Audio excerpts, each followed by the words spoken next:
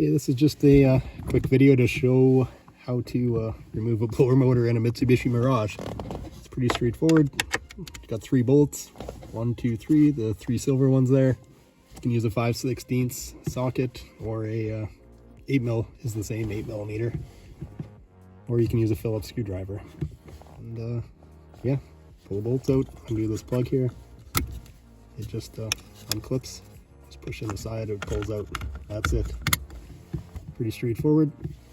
These things usually last a really long time, but it's one reason you should change your cabin filter regularly, especially if you're somewhere dusty. Yeah, and something else worth mentioning here, if you open your glove box all the way up to access your cabin filter, if you set the heater controls to recirculate mode, then this door will open up there and you can take a look in there, because oftentimes I see napkins and Kleenex and plastic bags get sucked into they get sucked right out of the glove box and into the heater box, and they plug up the airflow.